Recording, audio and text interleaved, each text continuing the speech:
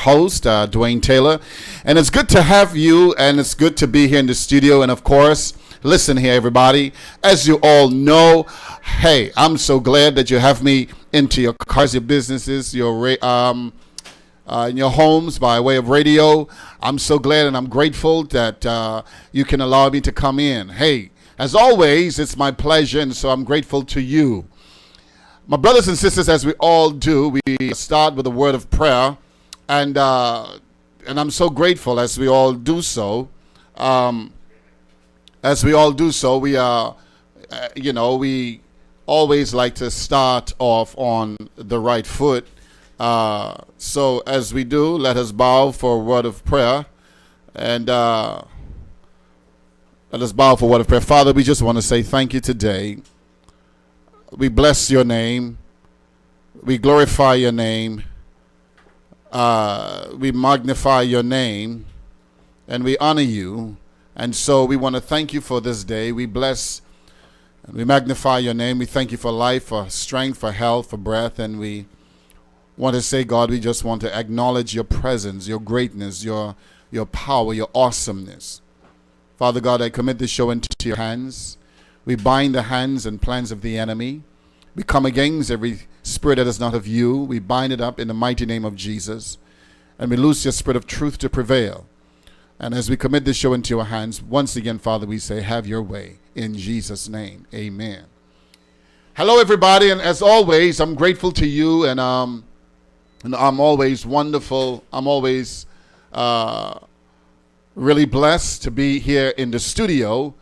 And it's likely to be a very interesting show today. And as always, we would like to say, I always like to say a hello to all my brothers and sisters over there in the nation's capital, Grand Turk. And I know you're listening in today, and I just want to say hello to you down onto Salt Key, the beautiful, beautiful, pristine island of Salt Key. And of course, to my brothers over there as always, in the Big South, South Caicos. We're glad to have you, as always, tuning in. And of course, my brothers and sisters in Middle Caicos, I'm glad that you are there. I'm glad that you are there. I'm glad that you are here and you're listening in with me today. And of course, Middle Caicos is near and dear to me. And of course, I'm always glad to have you listening in. And of course, to my beautiful people in the islands of course, in North Caicos. And we were down there on the weekend, and to my beautiful people over there in North Caicos as well. And of course, I'm so glad. I'm so glad that you are tuning in today. And of course, I had such a wonderful time down there, in the beautiful island of North Caicos, lush green. And just like how the vegetation is green and beautiful and it's looking bright and prosperous, I'm grateful that our people are somehow finding it ways to survive. I'm so happy. I'm glad that, and I'm happy about that. And of course, to my brothers and sisters, who are listening in by way of Parrot Key, I'm happy that you're listening in. I'm going to say, hello to you. And of course, I know that you're listening in. But nevertheless, I'm so glad that you're listening in. And of course, those of you in Pine Key and West Caicos, hello. And of course, hey, the economic breadbasket for the Turks and Caicos Islands, my brothers and sisters over here in Providenciales, hello to you. Of course, as always, I like to start off on the right foot. As always, I want to say, sympathy to those persons who would have lost loved ones and who are listening in. I am so happy. I am, sometimes, I sorry for that. I am, as always, we would like, I'm sad that, persons, who are going through the loss of loved ones, it is such a difficult time for them. And I just want to remember, the family of Rashara and Rashara Gibson Delancey Williams, and her husband, who has been her greatest support, along with her mother, Esteline, and Joe, and the other siblings and aunts and uncles. And just want to say to you, have our sympathy once again, and to all those persons who would have laid loved ones to rest. I always want to remember those persons who are sick and in the hospitals, but I just ask that you remember to pray for them, that God will indeed grant them strength and restore them to their health, that they can be raised up off their sick bed and they would be able to go on with their daily lives. And I remember today, I call our little golden girl, Amber Mizik, over there in New York. I remember, of course, today I remember Nurse Renee Robinson. I remember my little friend and little brother, Mr. Quick, Brian Williams. And I remember today my girl Marsha Simmons. I remember her today. I remember also Nicole Gray. And anyone else who I might have missed. I remember my cousin and friend Robert Fulfoot. And I pray that God will be with you in your time of illness and that he would raise you up indeed. And to all of those persons who are celebrating birthdays and anniversaries today, happy birthday, happy anniversary to all of you. And those of you who are also listening in as well via Facebook, www.tropicalvibes.tci, I want to say hello to you. And I say a big hello to my big sister over there in Miami, Florida, Glenda Miller Fraser.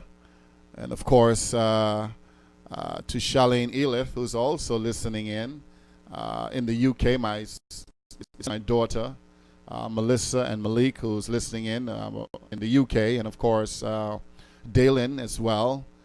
I remember my niece, Charmaine Malcolm, who's listening in all the way in Switzerland, and my little nephew Kenzo, and of course Fauzi.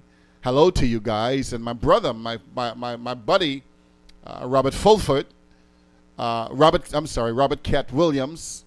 Hello to you, and of course my boy David Spring Williams. I know you're listening. You guys are David Springingham. I know you guys are listening in. Hello to you guys, and of course, to my brother George also. He listens in from time to time over there in New Jersey. And also to Denise. Hello, my sister-in-law. Hello to you, Denise. Hope you guys are doing okay. And I'm just blessed today. And I have a very special little girl who's also, she's just sitting in with me today in the studio. And my little, my third and the second daughter, Malaya. And so she's just sitting in and listening in. And so, however, ladies and gentlemen, hello to all of you. My brothers and sisters, one of the issues really that I would like to really, speak to you about today is the issue dealing with the Zika virus. And it is something, ladies and gentlemen, that I don't believe that the government has really been forthright about. The government has shown a lack of leadership, very, very lackadaisical in this matter. It is alleged that apparently the first case was actually in March of this year. And we didn't get, and the second case was somewhere in May, or the rest, or other cases. It is rather sad because, we only found out just a few short weeks ago that As a matter of fact, last week sometime, that a week before last, during the weekend, we found out that that the Zika virus was, we had a number of cases in Turks and Caicos.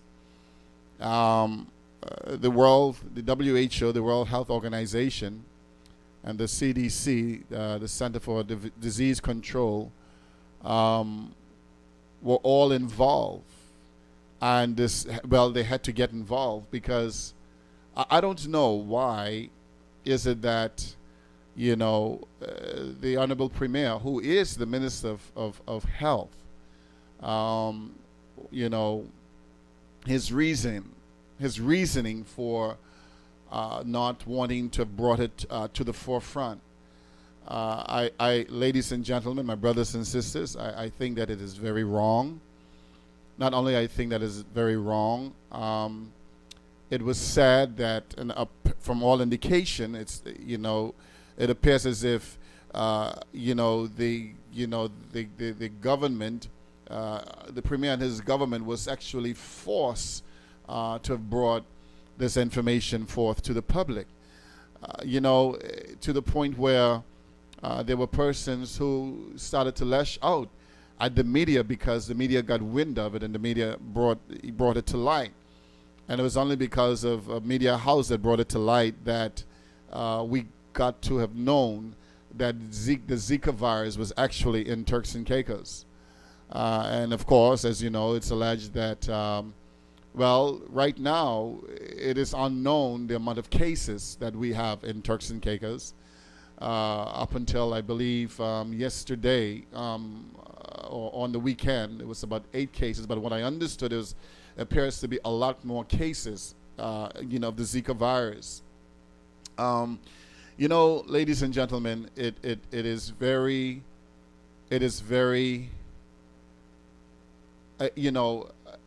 you wonder what is next.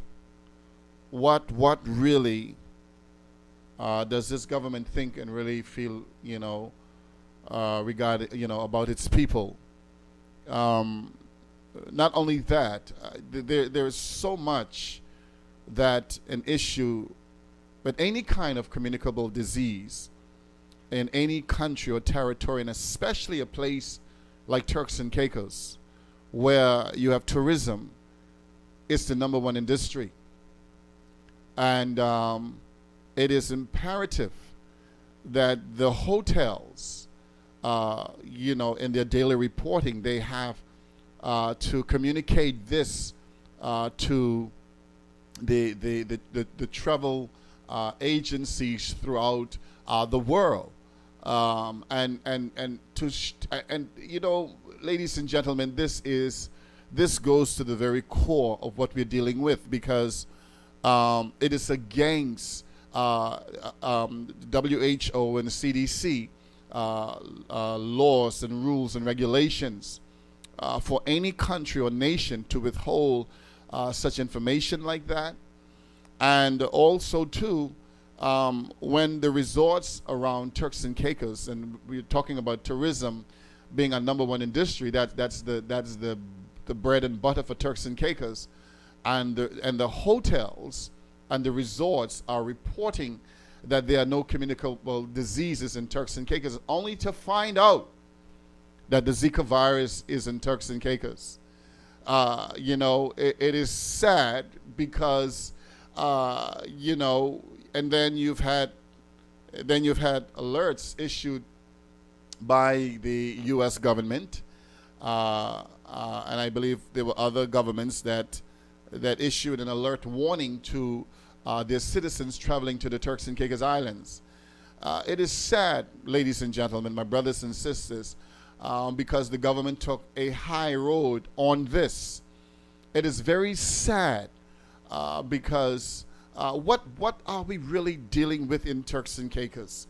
It reminds me of what happened in North Caicos a couple of months ago, when it was such a bad situation in North Caicos, where you had the children at the schools who were just dropping out like flies with diarrhea and vomiting, and you know, and they took it home to their families, and so families were infected with this neurovirus. No one knew what it was. The health practitioners asked that the schools be closed down, and that there be a deep cleaning and a sanitization of the schools, and it was never done. The Honorable Minister for Education, the Honorable Akira Mizik, went to the House of Assembly and told the House of Assembly, the Speaker, the House of Assembly, Turks and Caicos, and she told the world that the school had a deep cleaning and a sanitization, and the children were back in school, knowing that that was such a despicable and dishonest act and lie. You know, and the children were ushered back into that health hazard zone. Ladies and gentlemen of the Turks and Caicos Islands, my brothers and sisters, is that right? That cannot be right. That is just simply wrong. And you had the Minister for Health, the Honorable Premier. You had the Honorable Washington Mizik, the Minister for Finance, All Island Minister. You had the Honorable Amanda Mizik. You had the Honorable Minister for Border Control, and the Minister and MP for North and Middle Caicos, and no one gave no representation. Man, you know, it is. Listen, ladies and gentlemen, you know, I would hate to think that some of us would have made slight of this, or want to make slight of this, and say, oh, you know, that is, oh, you shouldn't be saying that, or you're just picking at the government problems and issues. Ladies and gentlemen, it is wrong when we are going to expose our children to such health hazard zones. They never deep cleaned the school. They never sanitized the school, and they send our children back into that same environment. Man, we could have had any serious epidemic listen, it was so bad. They had so much of children that were just falling out sick from school, and they were taking it home to their families. Families had to jump on the boat, catch the ferry, and come to Providenciales. And so, you know, it is a shame, and it's a disgrace. It's just simply wrong. The children were sick in Middle Caicos as well. And you know, this is the government that say they care for children, they care for the youth, they care for the people. You know, if that is caring, I don't know. I don't want to know. You know, if you didn't really care, I wouldn't want to see the circumstances on which you really don't care. And, you know, it is just wrong, ladies and gentlemen. It's just not right. And now you have a situation where you have the Zika virus. And, you know, and the premier is going to get in the House of Assembly, and he's going to say, oh, you know, I would be very careful, you know, to want to bring this to the, you know, and you know, and I don't want to misquote him, but, you know, it basically said, oh, we have to be careful as to what, you know, the information, you're bringing this kind of information to the forefront that there is Zika virus in Turks and Caicos. Listen to me. On the World Health, under the World Health Organization standards, when any communicable disease shows its head in any country, it has to be reported forthwith. It has to become news and alarming to the people of that nation. And not only that, the government takes the forefront in doing that. The government has to also take a proactive approach and trying to put in measures that will deal with whatever the communicable disease or issue is in that country. And this government has failed miserably. And here you go again. It seemed to be a trend. And not only that, ladies and gentlemen, I'm going to come back to that issue with the Zika virus. We had the other day, when there was torrential rains in Providenciales, and there was so much of different puddles of water in 5 Keys. And the Honorable MP for 5 Keys, the Honorable Sean Aswood, begged people in government. He said, listen, man, we have to pump the water out of 5 Keys because of these mosquitoes. And you know, you had chikungunya and dengue fever and whatever other virus that there could have been. And he had to, listen, he fought. They didn't want to do it. He thought he had to bring in the news media to show them the different pools of water, to show them the different areas where, you needed to have those waters pumped and off the land and stuff like that. And it was only after he brought in the news media that persons, of course, they were given the green light to come in there and when they didn't put oil in it to do some pumping. I mean, it is a shame, man. This is wrong.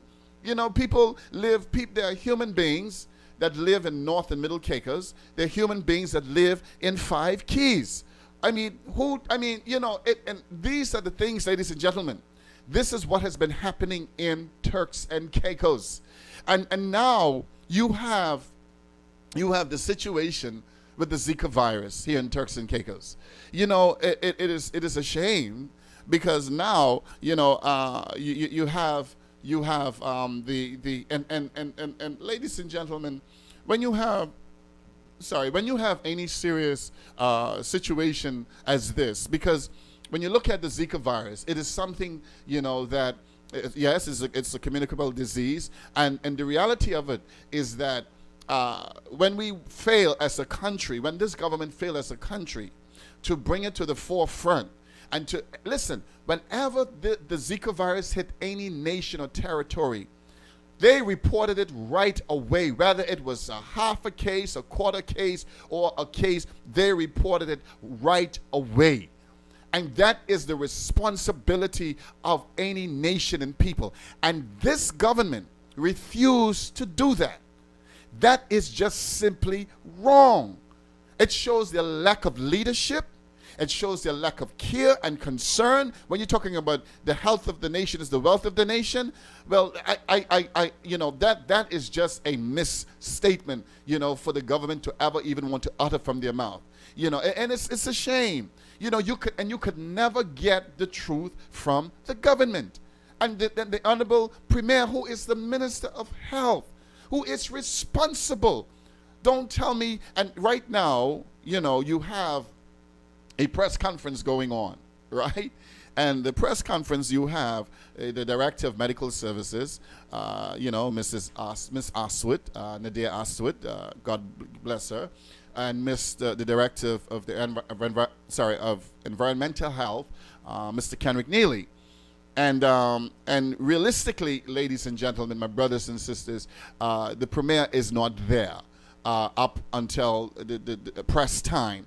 And it is said that, from the information coming forward, is that the Premier doesn't see the necessity to be there, because you have other technical staff there in their capacities of the like areas in that deals with health. I tend to disagree with that.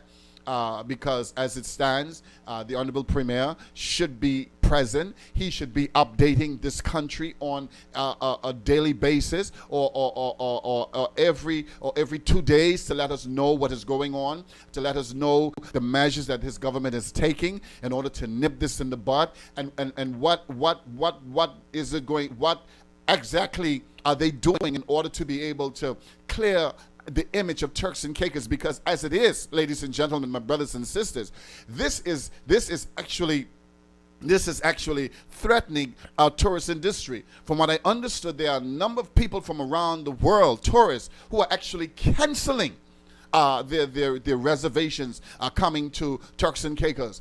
We have dealt so irresponsibly with this issue, ladies and gentlemen. How in the world could you want to govern and you have behaved so irresponsibly, so lackadaisical, and as a matter of fact, the lack of leadership by this government? I mean, it's so unparadox. It's unbelievable, ladies and gentlemen. It is unbelievable. It is one thing for them falling down on the job in many areas, and that they are. But this here is beyond reproach. I mean, oh my God. Oh my goodness, man. And it's the sad part about it is that no one wants to take on the responsibility, to say, listen, man, I dropped the ball. I dropped the ball. But we're gonna get together. You understand? It's better that you can admit to your wrong and say how you dropped the ball, Honorable Premier, because we know no one is perfect. But for God's sakes, you are running and you are hiding and you are ducking in my most humble estimation. Because realistically, when you have something, I mean, and yes, the Zika virus is threatening our hotel industry. It is our tourism industry, because tourists are canceling their reservations. This is no joke. This is serious. You know, and so at the end of the day, when you could, and it's no doubt, you have you have other tourist destinations, and the fact that you have other tourist destinations, they're not immune or exempted from communicable diseases. Other territories, whenever the Zika virus showed up in their country, they reported it. And they show the nation and the world, this is what we are doing to curb this. This is what we are doing to deal with this. So at the end of the day, the tourists, where they so benefit from for their economy, can have the kind of confidence now to know that the health services within that nation got a hold on things. Ladies and gentlemen, who's to be blamed? Whose fault is it? And you know, it's sad. Ladies and gentlemen, my brothers and sisters, I really apologize, because I hate to say, and this is not political. Everything is not political, and I hate to say that the Premier is ducking and hiding. Mr. Premier, you are the Minister of Health. For any time you have any kind of some press conference regarding this situation with Zika, unless there's an emergency, Honorable Premier, you should be on hand to speak to your people, to the nation of the Turks and Caicos Islands. Let them know what you and your government is doing, what you and your government is doing to stabilize, the alarm of Zika virus in Turks and Caicos, because of how it's dealing with the tourism. As a matter of fact, even if the Premier decided that he wanted to dismiss it, where is the Minister of Tourism? Where is the Minister of Tourism? What is she saying to the people? What is she saying to the hoteliers? What is she saying to our tourists regionally and globally? What are they saying? Ladies and gentlemen, this government has dropped the ball, and they dropped the ball miserably. And it is just simply wrong. Man, it is such a shame to see, ladies and gentlemen, what we are faced with. They had Parliament yesterday. There were no new budgetary provisions to deal with the Zika virus. None. There were no added monies. But they went and they got supplementary. Ladies and gentlemen, can we really trust this government any longer with this nation of ours? Can we really trust this kind of a government to deal with the health of this nation? Can we? These things are, brothers and sisters, this thing is so sad. It brings me to this point, that if you have other communicable diseases in this country that shows up, are you confident enough to know that this government will follow the rules and the law and regulations of the WHO and the CDC, the World Health Organization, and the Center for Disease Control? Are we confident that they will do that? To come months later, after you've had cases of the Zika virus, and to the people, and then and it's alleged that there were persons who have traveled left this territory, who actually it is alleged, and this is I've been hearing, that persons actually contracted the Zika virus and left the territory, right? You have it's in Puerto Rico, I believe, or the DR. I think it's Puerto Rico, if I'm not mistaken, where you have the Zika virus. You have so much cases of the Zika virus.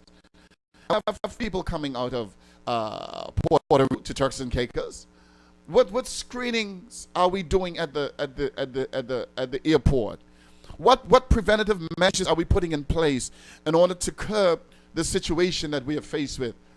You know, ladies and gentlemen, I don't know. I don't know what government priorities are. I don't know. Well, I shouldn't say that. I know what their priorities are. Their priorities are trying to put tar on every little road here and there. They're trying to patch up a building here and there. But in a couple of weeks, election is going to be called, and we're going to go to the polls and want us to vote for them. Ladies and gentlemen, we have to think seriously about a government that shows their lack of leadership. And every time the opposition brings light what the government is doing, you know, it's a shame that the persons who actually want to go as far as naming the opposition for the job that the government's supposed to be doing and saying the opposition is responsible. The opposition can't be responsible. They're not the government. They're the ones doing the checks and balances. They're the ones who are the watchdogs and making sure that the government doesn't fall down on its job. They haven't been falling down on their job. They've been laying down on the job. And that's the reality of the matter. You know, you have persons and, oh, man, I tell you, man, it is a shame. And the Honorable Premier, who's the Minister of Health, man, I am so disappointed in you. I'm really disappointed in you. You know, this nation and people deserve better. And we are demanding better, Honorable Premier. And we will get better, Honorable Premier, because you and your government has shown that you really don't know how to govern. Because your lack of care and your lack of concern for this nation and people is showing that every day in this country. And I think it's the worst. You know, when you go around Provo, I mean, I don't know what to say. You know, when will government really get it? You know, I mean, the reality of the matter, I really don't expect anything from the Minister of Tourism. Sad to say it, but that's the reality. Because when she was the Minister of Health, she evaded questions from the press when they were talking about the issue with the dengue, I think chikungunya. She just didn't want to answer no questions. Maybe she didn't want to because she couldn't answer the questions. And ladies and gentlemen, my brothers and sisters, these are the issues that we're dealing with in this country. And when you go around Turks and Caicos, you see the garbage and the filth that is in this country. And we want to boast about tourism. I mean, you go from the Bight, the tourism capital for the Turks and Caicos Islands. I mean, it is a shame to see what a sitting minister and the Minister for Tourism has and see what the Bight looks like. It's a disgrace. It's a shame. It's a filthy place to drive in and look at every day. I'm just talking about the Bight, and we're talking about, ladies and gentlemen, unless garbage is properly disposed of, that is where insects and flies breathe. Ladies and gentlemen, that's where mosquitoes breathe. That is the breeding ground for diseases, and eventually for mosquitoes and insects and any other, and eventually you're gonna have diseases. Ladies and gentlemen, it's a shame, man. It's a shame. It's a shame. Ladies and gentlemen, one of the things that we take slight of in this nation, I realize that the government has, while we do have a responsibility as citizens to make sure that we dispose of that in the right way, as citizens, I've seen people throwing garbage bags with filth to the side of the road. Man, my people of the Turks and Caicos Islands, you have some responsibility. You have to rise to the challenge and to the level of patriotism and pride to know that, listen, man, we have to keep our nation clean. And it's not just about keeping it clean for the tourism industry. It's really about our health when you look at it at the end of the day. But, with that being said, the government of the day has a responsibility to make sure that the necessary infrastructure is in place to cut the issue of proper garbage collecting and to keeping our nation clean. I mean, it's a shame from Turk to Providenciales, the filth and dirt. I remember even in North Caicos a couple of months ago, there was so much a garbage pile of garbage was coming onto the roads, the road in North Caicos, and there was so much of flies, and it was like that for weeks and weeks. And the residents of North Caicos, was saying, for God's sakes, and their persons, when they went to the social media, their persons simply because they wear the yellow, they were upset because persons were bashing the government. It's wrong. And then, of course, a couple of months later, we had the newer virus, right? Ladies and gentlemen, in North Caicos, where the kids were dropping out of the school with the diarrhea and illnesses and stuff like that. But it's a shame, ladies and gentlemen. I can tell you one thing, under the Charlene Cartwright Robinson government, we will have a national cleanup campaign. And this is not going to be something that you're going to do. We will have a national policy that deals with keeping the nation clean on a whole. That speaks to. Listen, man, there are fines now on the books, but I think that we need to take those fines, and we need to start increasing them, because it is your responsibility to keep your yard clean and dispose of garbage in the right manner, right? So so implement laws, and persons know that they're not gonna know if they're gonna get a $1,500,000 fine if they don't keep their yards and their premises and their surroundings clean. They're not gonna want to be fined. But we have to do something. We talk about Turks. We sell sun, sand, and sea, right? And at the end of the day, what you have is we always say Turks and Caicos Island is beautiful by nature. Yes, it's beautiful by nature, and we used to say clean by choice. But now we are saying, my motto and spin on is that Turks and Caicos is beautiful by nature and dirty by choice. Because we have Turks and Caicos dirty. And the government, you're talking about tourism. People talk so bad about Grand Turk. The cruise ship capital for the Turks and Caicos Islands, and how filthy Grand Turk is. Lord, my heart bleeds for Grand Turk. Grand Turk is the nation's capital, and it's a shame, to see what we have to go through. You have the big boat there on the beach. Been there since 2012. It's an eyesore. It's rotting out. It's a shame, man. The government taking 4 years to just move one boat. Say, they need consultancy, and all consultancy. That's 4 years. My God, 4 years to move a boat of our pristine beach and out of the. I mean, it's a disgrace, man. It's a disgrace. But of course they're finding monies to do everything else than doing the necessary things that makes that is important to making sure that our country is experiencing the kind of health measures by international and regional standards. Ladies and gentlemen, my brothers and sisters, I am grateful to the Honorable Charlene Cartwright Robinson and a team, who continue to fight, and like I said, people, I just have to remind people, man, we are not the government. We are not the ones. We don't control the purse. The purse is controlled by the Minister of Finance and the Premier and his government. That's who controls the purse. They spend the money how they see fit.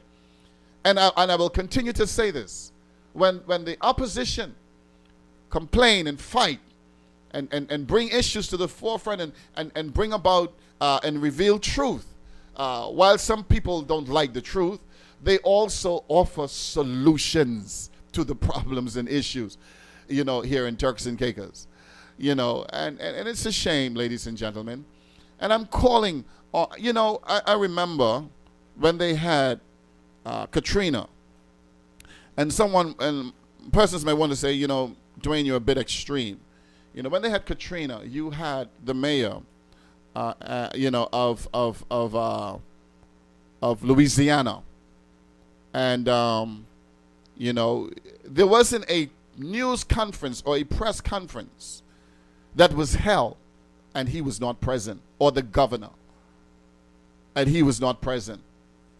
And that's because not only that it spoke to the very bedrock of the survival of people in Louisiana, but overall it spoke to the economic well-being of everyone. It spoke to, and it was that serious. And ladies and gentlemen, my brothers and sisters, we're talking about the Zika virus, and we're talking about now that it has came out, and it is shown that Turks and Caicos has dragged its feet and was lackadaisical in its approach, and defying the standards of WHO, the World Health Organization, and the CDC, Center for Disease Control. You now have tourists who are saying, I can't go to Turks and Caicos, and like I said, ladies and gentlemen, they have been canceling. You have communicable diseases in different parts of the world, in different countries, where those countries tourism is their survival, but they deal with it in a responsible manner, one that is accountable not just to the people, but also regional and international health standards. And we haven't, ladies and gentlemen. That's the reality of the matter. And so I'm calling on the Honorable Premier and his government to continue, to speak to the people of this country and let us know what's going on. And the minister responsible for tourism, what is happening? Because whatever takes place in this country, it's going to affect our tourism market. As a matter of fact, it has already begun affecting our tourism market because of the many cancellations that are being made here for persons traveling to Turks and Caicos. It's very sad, ladies and gentlemen. It is very sad because this government has dragged their feet miserably in dealing with this issue with the Zika virus. And it's just simply just wrong by any stretch of the imagination. I don't care how you twist it. I don't care how you turn it. I don't care how you flip it. It is just simply wrong. And the sad part about it, ladies and gentlemen, what I'm more frightened about, and every Turks and Caicos Island should be frightened about, that if other diseases are to come in this Turks and Caicos, would it be where people will have to start dropping down in this country before you get to find out that there is some serious communicable or contagious disease in this nation? That is the fear. That is what I fear. And every other Turks and Caicos Islander should fear that. This government has shown that they have been very seriously irresponsible in its leadership and governance to the people of this nation, and by extension to the people of the region and the world, because it is just simply wrong as to how they've dealt with this and handled this. And we have been watching, ladies and gentlemen. We have been seeing, and we have been giving solutions and speaking to this issue. Listen, man. This ought not to be a political situation. It ought to be where you had the premier and the minister and the leader of the opposition, all the parliamentary members having a press conference to say how we are going to deal with this. This is not a PNP issue. This is not a PDM issue. This is a national issue. This threatens the bread and butter for the Turks and Caicos Islands. But ladies and gentlemen, your government, the PNP government, didn't see it fit to deal with this matter in a responsible and accountable manner. This is what we have been dealing with here in the Turks and Caicos Islands. And, I'm sorry, because, on a whole, health seems to be an area in the Turks and Caicos Islands that is of great neglect. I was looking at the issue where, they added, I think the primary health care was given extended hours. But I think they closed at 9 o'clock, right? Another election ploy. I laugh. I had to laugh. It was not laughable, ladies and gentlemen. It was, it was a laugh of disbelief. Are you kidding me?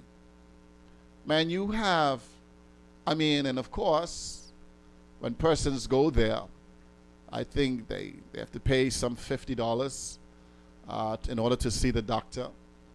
They still have to wait the same time that they have to be waiting if they go to the emergency. And if they go to the emergency, I understood that, that's a different monster in itself. But why I laugh, because, and it was amazing, because after I saw what took place, and, of course, in this election ploy, I smile.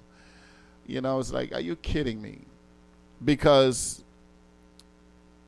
you have the hospital on the wards. You have nurses who are underpaid, who are overworked, and they do not have the manpower to actually deal with the patients on the ward. What a disgrace. In 21st century, ladies and gentlemen, and there are many of you that know, who can identify with what I'm saying, because it's the truth. There are times, there are patients, I visited a lady sometime last week, and she said to me, week before last, midweek, and she said to me, Dwayne, she said, man, and there was actually two of them, and well, on different, several occasions, but I just recall the most recent ones, and they said, Dwayne, they said, man, I was pressing the button, and no nurse came, and I was pressing the button forever, and no nurse came, and one of the family relatives said, if I wasn't here, she said, my relative wouldn't be helped if I wasn't here, and it's unbelievable, and Turks and Caicos Islanders, this is what we're dealing with, right? You're putting a patch over a sore that you actually administer no healing to. You put no peroxide on it. You didn't use no gauze on it. Just took it and just put a Band-Aid on. And the reality of the matter, the sore really is still there, and it's eating out at the core. You have so many patients, unbelievable, to just 2-3 staff. It's unbelievable. This is what is happening at Intel Canada, at the hospitals. And the Honorable Premier has the audacity to come and talk about he's going to extend the primary health care hours. Mr. Premier, who's really working that?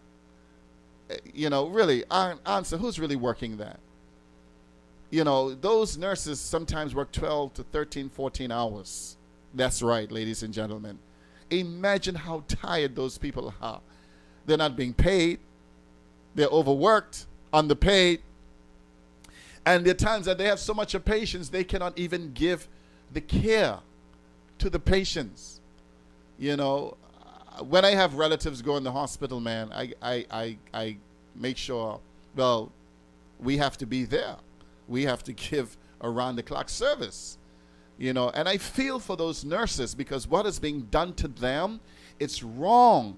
Because you have at times the patients, hit them, or the relatives of the patient in the hospital, they kind of like lashed out at those nurses, and even the patients lashed out at the nurses at times. It is so sad, and I feel the pain of those nurses, because it's not them, it's not their fault. It is and then again, nothing to be said. You don't hear nothing about this. You don't hear the Minister of Health offering any kind of solutions or say he will speak to the issue. Nothing, ladies and gentlemen. And this isn't just now. And the Minister of Health, you have to answer these questions. Why is that so? Why isn't it that you cannot call InterHealth Canada out for what is being done? And I'm not going to even talk about the other issues that go down in that hospital. The Honorable Minister for Health, the Honorable Premier, says absolutely nothing. Why? And ladies and gentlemen, we know the many cases, the many botch cases at that hospital. It's a disgrace as to what is man, it is just wrong to what is happening to Turks and Caicos Islanders at that hospital. It's wrong. To any patient for that matter. It is just wrong. Man, it is a shame, But then he's the Minister of Health, and if he doesn't speak to it and his government doesn't, then there's only so much that we could do as a people, because he can be the one to help affect policy and really bring about the kind of and the level of change that we need. And the Honorable Charlene Cartwright, on several occasions, and her team, who has had an approach, has dealt with this issue and continue to. It is a shame to see what has been happening at that place to our people. And the Minister for Health and his government, no one has anything to say. Ladies and gentlemen, these are the same people. These are the same people who are going to be coming to you and say, vote for me again. And it's alleged that many of them will come with monies because that's their intention. I was laughing at the situation just now. After 4 years, they're having a prayer breakfast in a business meeting session for the candidate for the PNP, and they're talking about bringing this one and that one and the other one. It's a shame, ladies and gentlemen. It's a shame, and it's a disgrace. People of North and Middle Caicos, don't allow these people to fool you again. They have shown you, they have neglected you, they have left you in the cold to survive on your own. You have been struggling on your own. Tell them, listen, I've been doing it all along. What you coming for now? Really, what are you coming for now? Ladies and gentlemen, my brothers and sisters, you know that you need a change.